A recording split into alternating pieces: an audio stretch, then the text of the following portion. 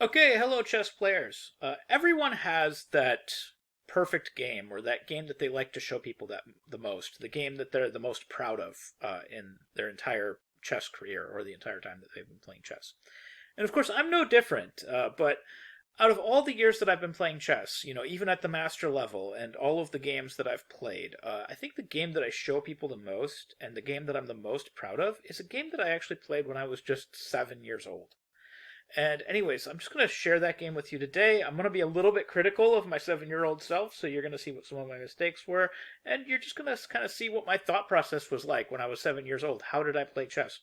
So anyways, I had the white pieces. I was playing against a Class A player, so this was one of the highest rated players I'd played against up to that point, and actually managed to win a game against. This is the first Class A player I'd ever beaten when I was 7 years old in a tournament game. So I play e4, my opponent plays e5.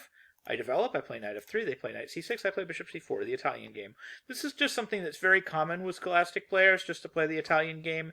And of course, my opponent played the two knights defense, and I just decided, hey, let's just attack the center of the board. Because when you're 7, that's what you do. I've seen a bunch of Morphy games at this point in my chess career.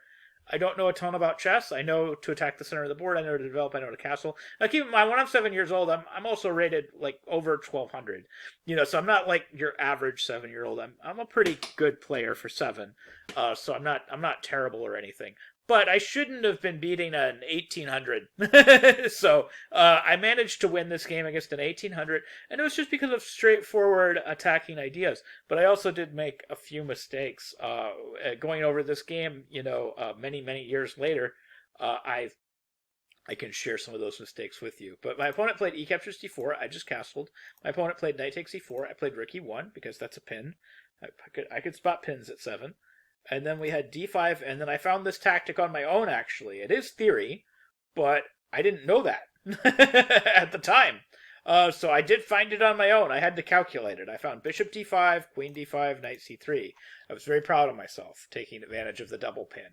The fact that the pawn can't capture the knight because the pawn has pinned to the queen, and the fact that the knight can't capture the knight because the knight has pinned to the king. I did find that on my own. And then my opponent played a move that is not remotely theoretical. Actually, the two theoretical moves here, if you want to follow the Morphy games, there were some Morphy games that went queen f5 here, and there was a really famous Morphy game that went queen h5. Now, most of the modern theoreticians think that queen f5 is just equality now, and white has nothing special to write home about. But my opponent didn't play either one of those. He played queen to c4. So here's my first mistake in the game, but boy, did it make sense at the time. And of course, even showing the game years later, it made a lot of sense to me until I until I started analyzing things with computers. I played the move rook takes e4. And of course, this makes a ton of sense. It's a check, it develops, and it pins. And it seems like it takes advantage of the fact that his queen is on an awkward square on c4. But what would have been better is to take advantage of that awkward square in a much more direct way. I could have played knight to d2, and apparently after knight d2, this position is major advantage white, at least according to the engine. So this was apparently the way to go. There's a kind of a weird computer line here, knight d2, queen back to a6, and then we can play knight d5, and it's actually very awkward for him to defend everything after knight to d5 because we have threats on the c7 square, and of course we also still have this pin. So it makes it very awkward for my opponent to defend everything. So I didn't find knight d2. I found rook takes e4 check. My opponent played bishop to e6, which should defend everything. Now he's threatening to castle queenside, so I wanted to stop that. So I played bishop to g5 to prevent castling. Super logical move. Now at this point, black could have just had a slight edge to major advantage if he'd retreated his queen away from the square where it's pinned. If he just moved it backwards one square and just played queen c5, apparently black is doing great here. That's according to the engine. So I got very lucky after I played bishop g5. My class A opponent, who was playing against a 7-year-old kid, played the move bishop to c5. And I immediately found the best move. And of course, these types of moves for scholastic players are super logical. I attacked his queen with tempo. Who doesn't want to do that? I attacked his queen with tempo. The queen moved away. And then again, I found the best move. I played knight to b3, attacking this bishop with tempo. So I'm making 2 attacks with tempo. And then his bishop moved back to b6. And then I made a move that I was very proud of that modern computers don't like. I put my knight in the middle of the board where he couldn't take it because of the pin. And I was very proud of it. But of course, Modern computers say, no, I made a mistake. I could have just equalized. I should have sacrificed my rook immediately with rook takes e6, and then after fe6, queen h5, king f8, queen f3, king g8, queen g4, king f7, queen f3 would be equality. So apparently that was the correct way to go. But of course, if I'd done that, I wouldn't have won the game, and I wouldn't have shown people this game for for decades to come. So anyway, so bishop b6, I played the move knight d5, taking advantage of that pin. And right here, my opponent had a chance to get a major advantage with black. He could have played queen b5. And if he'd played queen b5 right away, this is supposed to be major advantage black, but he would have had to see my threat in order to do that. After I played knight d5, he played the move pawn to h6, and then I executed on my threat, which I saw. I played the move knight to c5. And if you don't see the idea, the point is it's a distraction move. If bishop takes c5, we have knight c7 check, picking up the queen on the b5 square, on the a6 square. So the queen is going to be forced to move. So my opponent had to move the queen to b5, and then I found the rest of this all very, very accurately.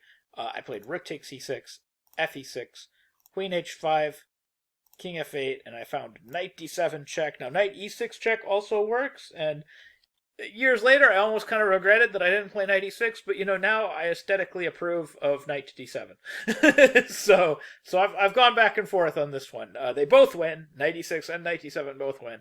I played knight d7, but I actually like knight d7 better. Now that I've gotten older, somehow it's aesthetically more appealing. So I played the right move when I was 7. My opponent played king g8, and I ended the game. I played knight on h to f6, gf6, and I played queen g6 mate. And that was my first win against a Class A player when I was 7 years old. And when I meet people for the first time and we start showing games, I do show several of my games that I'm the most proud of. This is probably the one I always show, and I've been showing this game for more decades than any other game. I think that these early wins that you get when you're a young player, I think they are really important for building confidence and for just, giving you the ability to just keep pushing forward. Wins like this when I was, 6, 7, 8 years old, these are the wins that kept me motivated to keep playing chess for years and years to come, and I continue to pursue chess to this day. And that's one of the reasons I do this channel, is to share chess with everybody. And it was these early successes that really kind of kept me going. So anyways, I hope you found this video helpful. I hope you learned something new about chess. I hope 7-year-old me played okay. And anyways, thank you very much for watching.